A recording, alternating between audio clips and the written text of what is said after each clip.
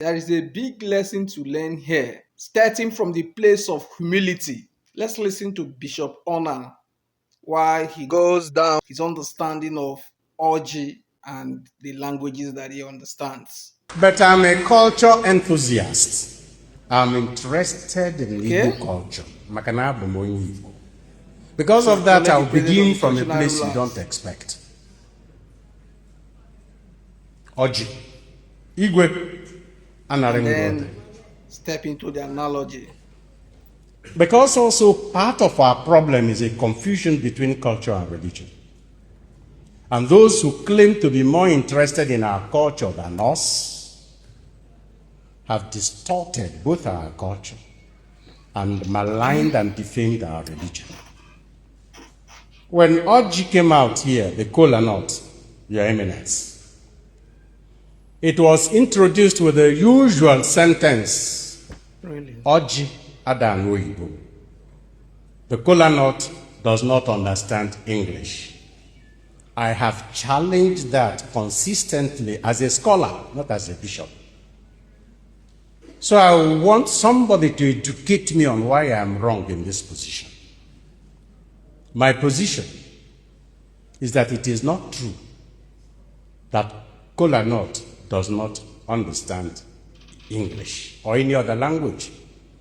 The question does not even arise because no Igbo man speaks to the Kola nut. We use Kola nut to pray and use the language which we think the addressee understands. It is not about the Kola nut. It's about the person we are praying to. Ndị Igbo ji sị na okenye jide ọjị kwa ụkwara ndị mmụọ ege ntị.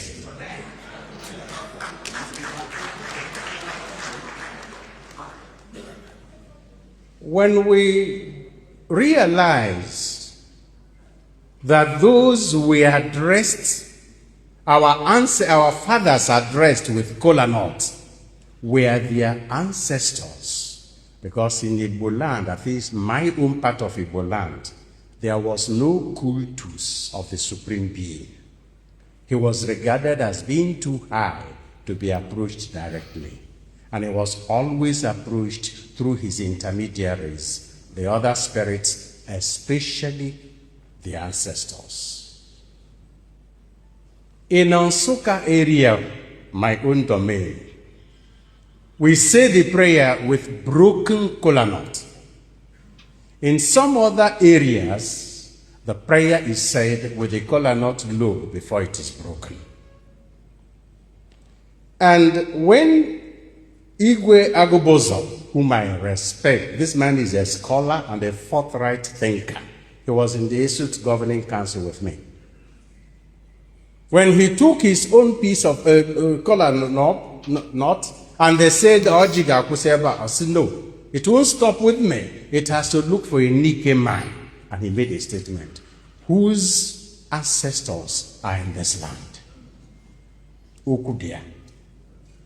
In my own place, breaking of Kola nut is a service entrusted to the youngest male.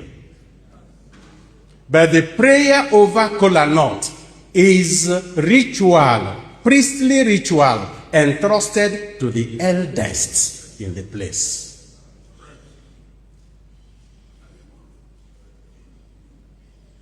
And why do we break it in Nsukka before we say the prayer? First, we break the Kola nut and take that spot where the Omeoji, the life is. Anyoji, and that is what you use, sign of life, to invoke life while praying to your ancestors. They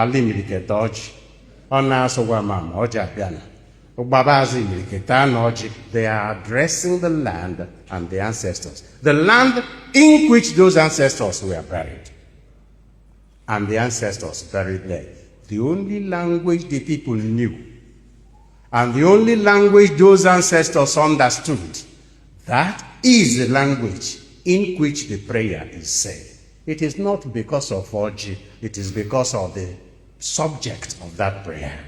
So, If I pray to God who understands Hebrew, Greek, Latin, Yoruba, Hausa, or Ijaw, I make a choice of the language in which I pray to him. It can't be determined by the Kola knot. This is my position. But there's a caveat. Okay. When Igwe said, those whose ancestors and fathers are here, I know that as a Christian, I'm no longer praying to those ancestors. In that case, I'm no longer tied to the person whose ancestors are here.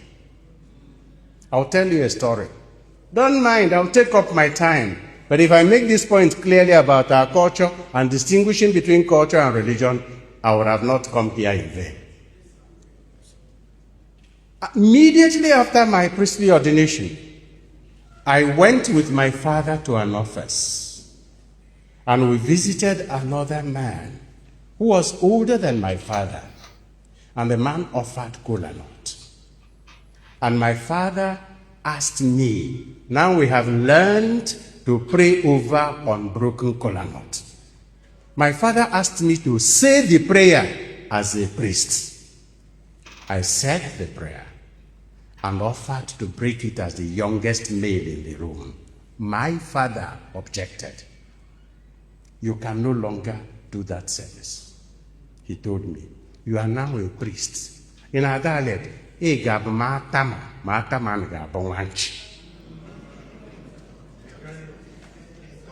are now a priest, and as a priest of the Supreme Being, you can no longer offer this service reserved to the youngest.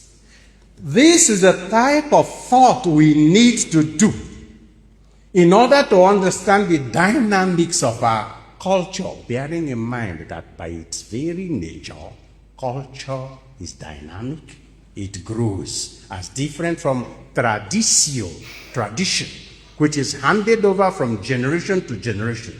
Tradition is the residue of culture, and both cannot be confused, because tradition, you make a choice about what you accept there and what you leave. But culture carries you along, and you just have to consciously live the culture. And I end on Kola nut saying, since the Kola nut ritual is a cultural ritual, and since language is the primary vehicle of any culture, and by that I mean, no human being thinks outside the languages he understands and speaks, because languages constitute the words in which our thoughts are formulated. So the primary vehicle of culture is language. So if Igbo people now say they will continue saying the prayer over Oji in Igbo, then I will understand that it is an aspect of the preservation of the cultural dynamics of Kola nut, not because Kola nut does not understand English. It's totally just. Okay. I hope you got a lot from this.